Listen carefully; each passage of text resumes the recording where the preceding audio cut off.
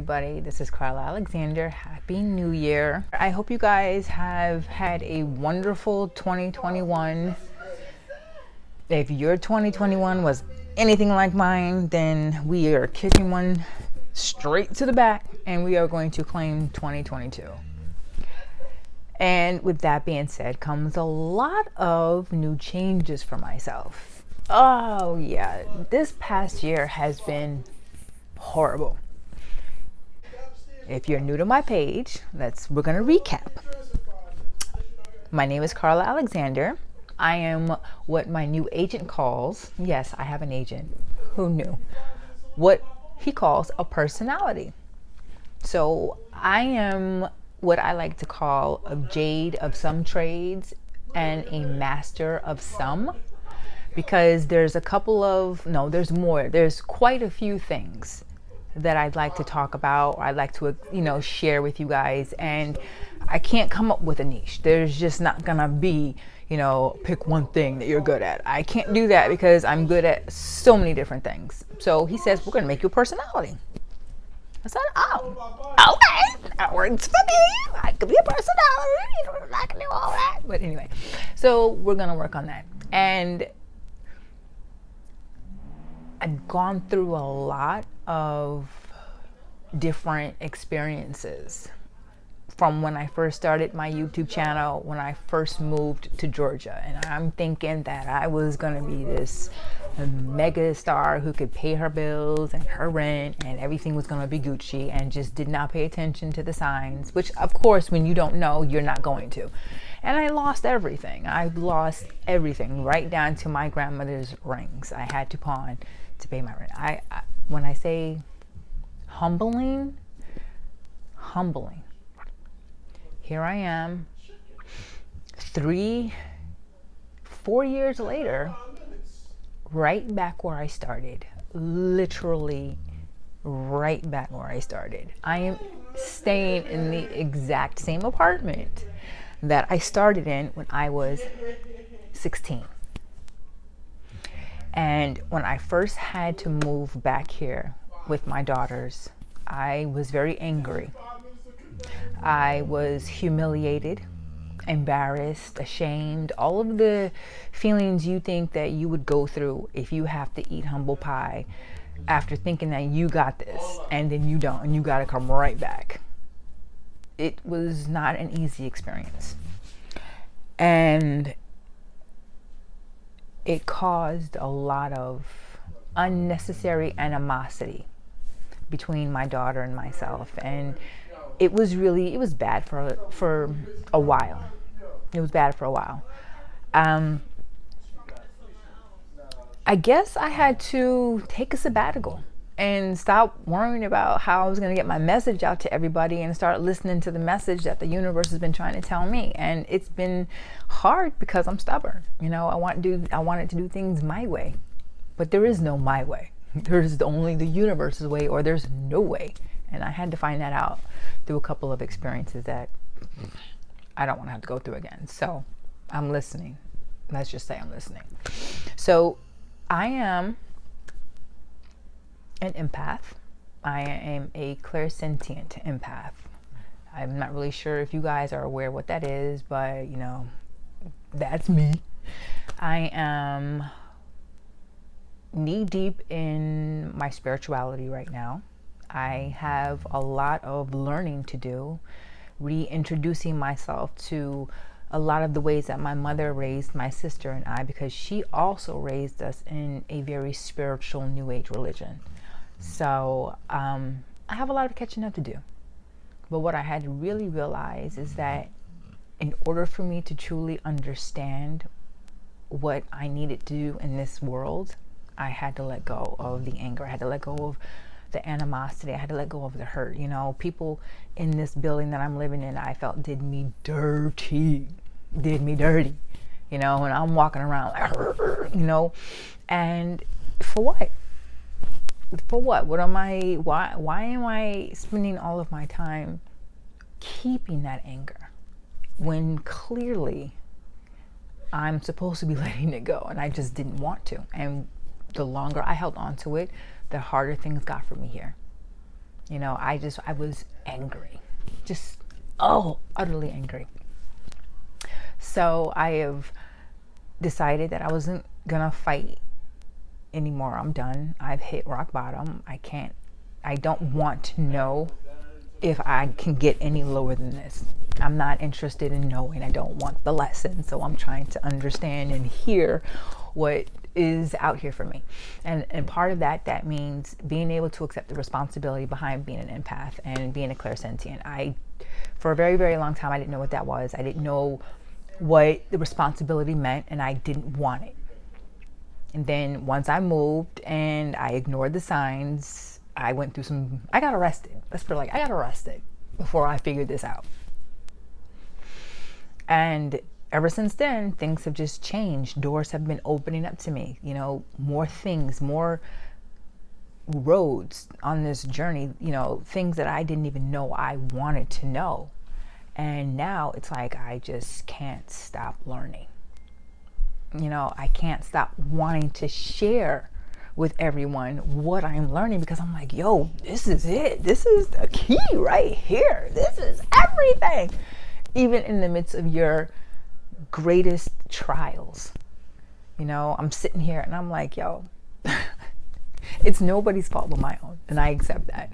But it's just funny that I didn't think 6 months ago that I'd actually feel this universally at peace and happy. I'm like, how do you have the right? Like, you have nothing. Where do you have the right to feel happy? And for a long time, I just wouldn't let myself, because it's like, how can you want to be happy in a situation where you have no money, you have no home, you're in between lives, I guess you want to say. Like, how do I have the right to feel happy? And I struggled with that. For a very long time. That person, of course, you guys saw the video about being the other woman. That was a big deal for me. I shared that because I felt like there are so many women out here who make the same mistake and don't even understand what is going to happen if you stay for a period of time. This shit is not fun at all. My kid's father and I, we do not speak at all. And it sucks. It just does. But it is what it is. But understanding that it's not just about making amends with the mistakes that you've made in life. It's about taking the responsibility to help other people heal through similar situations. And it is a huge responsibility. And for a very long time, I did not accept it because I didn't think that I deserved it. I didn't think I was worthy enough. And then the universe shows me all of these new things from me. And I can't keep, hitting the hand that keeps trying to give me gifts. So I started embracing it. And in this embrace, I can't even begin to tell you, I found so much peace, so much more understanding as to how I can live in this chaotic world that we live in right now, and it not make me a victim. I'm tired of being like, oh, this person did this to me, or that situation did that to me. No, I'm not doing that anymore, and being able to feel like you deserve something makes all the difference in the world. It's not like you have to sit here and you have to, compromise who you are. In fact, the universe wants you to find out who you are. Every single time you find out a little bit more about yourself, you're gifted with a little bit more knowledge about who you truly are. And I think that's why I'm open, because it's like, all right, I've learned this about myself. What's next? I'm like a clean canvas waiting to be repainted. And I'm going to go through the hot flashes. I'm going to go through, being a 48-year-old woman, not knowing what the fuck I want to do in my life, and being okay with that. Like, okay, I'm okay with that, because I did, for the last 20 plus years, the hardest job that anybody will ever do. And that was, I was a stay-at-home mom. I was on call 24/7. Not only did I raise my children, but I helped raise my godchildren. So it wasn't just 4 or 5 kids. I usually had 6 to 8 kids at a time, and I loved it. That was my life. My kids were my life. I enjoyed that. And it was a struggle. It was hard. But I got to watch them grow up. And I got to be a part of, other children's lives that weren't my own. And now I'm just trying to figure out what I'm supposed to do now. So it's like, damn, Carla, what do you do? Life after kids? No clue. No clue. I didn't finish high school. I got my GED. And because I was a mother young, I did jobs here and there to help maintain. But I was one of those who was on public assistance for a while. I'm not gonna lie, but out of necessity, I still worked. I still did what I had to do. And I just didn't realize that in raising my children, I was literally just surviving the day to day. There was no time for me to figure out who I was, because when you're a single parent, you have to be so many different people. You have to be a mom, you have to be a dad, you have to be a teacher, you have to be a nurse, you have to be a therapist, you have to be a listener, you have to be a nurturer, you have to be a cook, you have to be you have to be so many different things at once. And then you have to be these things for multiple children. So there was no time for me to figure out who I am. So I'm not going to keep beating up on myself. And I don't want anybody else beating up on themselves. If you're out here and you're one of those stay-at-home moms and you did the damn thing, you went to all the concerts and you made all the graduations, kudos to us. If you don't know what you need to do or what you want to do now, it's okay. It's okay. I stressed myself for 3 years. I went through the hardest things I think I've ever gone through in my life. I've been through the mill and back. And in those lessons, I literally had to learn how to depend on myself and give myself the kudos that I deserve to get through it. Nobody else is going to do that. And that's where I started understanding that my love for myself has to come from me. I can't wait for other people to see it, because it's not their job to see it. It's only my job to see it. That's why it's important for you out here, if you're one of those that, kind of waits for everybody else's approval before you do something, stop it. You don't have to.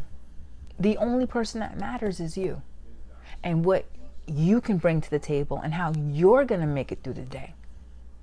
I wasn't even going to post the video until I said, well, you know what, until my hot flash just stops coming around, because they're every 20 minutes. And you saw that. That was a mild one compared to what I've been going through.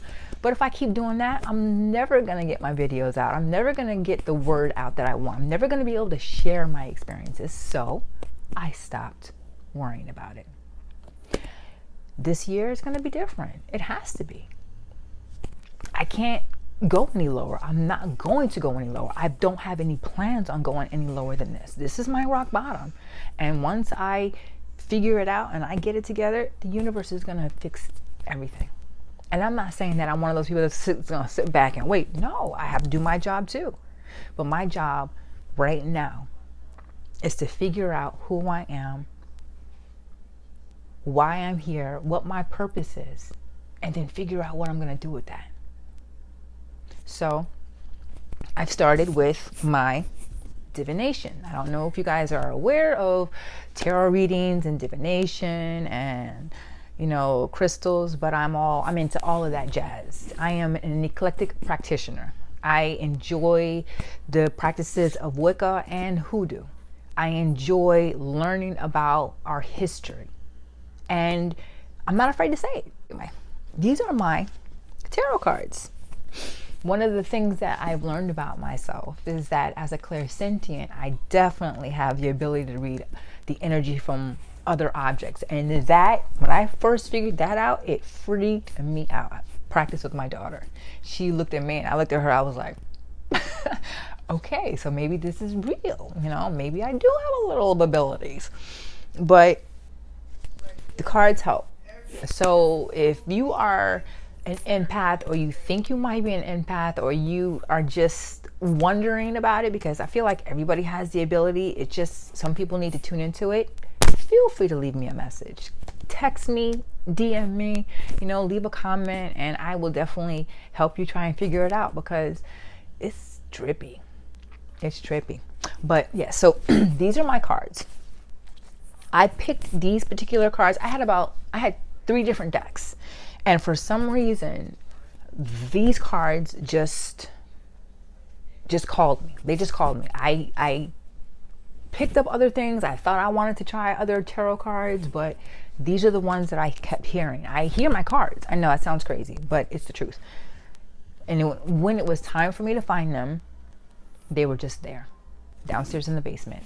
I'm not even going to get into how when you need things, the universe will just do it for you. But I am working on spell casting, you know, for, of course, self-love purposes. And I think it's working.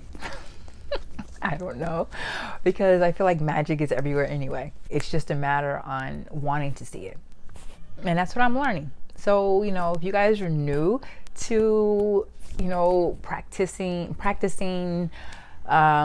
witchcraft, you know, if you're interested in learning about your own personal spiritual awakening or your journeys or whatever, feel free to ask, because that's what I'm here for. I'm here to help guide you as I go, because yo, it's trippy. But anyway, so yeah, that's basically me, you guys. You know, I'm a chef. I've been doing that on the side for the last couple of months. It hasn't been great, but it taught me that I truly love cooking. Cooking is magical. It really, really is. I'm into herbs. So of course, spell casting is my thing, because I know that when I create my dishes, I create my dishes out of love. And I expect people to taste that. Using the same type of herbs to cast a simple, you know, happy spell or, you know, a self-care spell is just, it's like, it's a good thing. Okay, let's put it like that. It's a good thing. So with my tarot cards, I've been working with them for a couple of months. No, I've been working with my tarot cards for a year, but I haven't really gotten into them until I got here, when things had gotten really bad for me and I didn't know what else to do. And then I heard these, I went downstairs and there they were. I kid you not, you know, I kid you not. But that's how things have been happening for me since I started on this new journey, or revisited an old journey. Let's put it like that. So I'm curious. I'm excited to see what 2022 is gonna bring me.